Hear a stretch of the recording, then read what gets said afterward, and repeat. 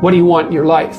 It's a very hard question to answer. You're going to have to put some effort into your life. Set up some aims for yourself, goals that you actually value. You need to be motivated to do that. If you're extroverted, you want friends. If you're agreeable, you want an intimate relationship. If you're disagreeable, you want to win competitions. If you're open, you want to engage in creative activity. If you're high in neuroticism, you want security. So now you've got your thing to aim at. Think, well, I'm motivated because I got my thing to aim at. Yeah. It's like you're not as motivated as you could be because you don't yet have your thing to run away from. Because if you really want to be motivated, you want to be going somewhere and you want to be not going somewhere else. You got to aim at something, otherwise your life is meaningless. Well, what should you aim at? Well, pick something. Aim at it. As you move toward it, you'll get wiser. Then maybe your aim will change. That's okay, but at least it'll change in an informed way. Discipline yourself in one dimension. See what happens. In some sense, life is a game.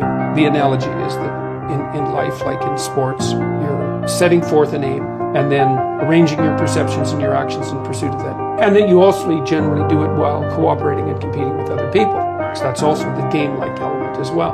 Okay, so once you get your goal structure set up, you think, okay, if I could have this life, looks like that might be worth living, despite the fact that it's going to be anxiety-provoking and threatening, and there's going to be some suffering and loss involved and all of that. The goal is to have a vision for your life such that, all things considered, that justifies your effort. Put yourself in the right frame of mind. Treat yourself like you're someone responsible for helping. You're someone that you are responsible for helping. So what that means is you have to start from the presupposition that despite all your flaws and insufficiencies, that it's worth having you around and that it would be okay if things were better for you. It's like if you want to have everything you could possibly want and more, then be a good person. The better a person you are, the more likely that is to happen. That doesn't mean that you're completely protected against getting cut off at the knees, but there's no better strategy.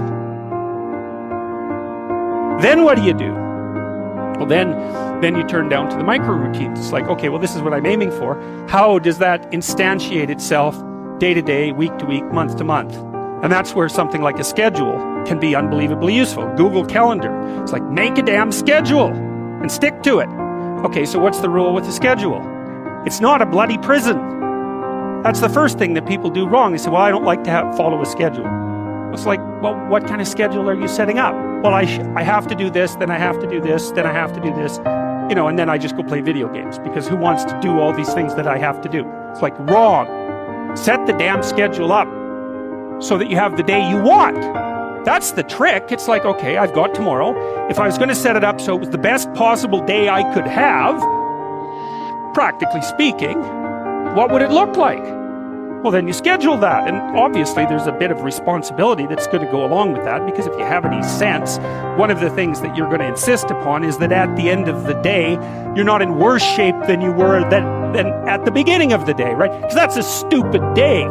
If you have a bunch of those in a row, you just dig yourself a hole and then you bury yourself in it. It's like, sorry, that's just not a good strategy. When the unknown emerges, you tend to experience anxiety. And then there's the known, and I defined the known very specifically and very carefully. The known is the place you are when what you're doing produces the results you want. And I say want because that brings motivation and emotion into the game. So you're motivated to pursue something. You pursue it, and what you want happens. Not only do you get what you want, but you get validation for the structure that governs your perceptions and your actions.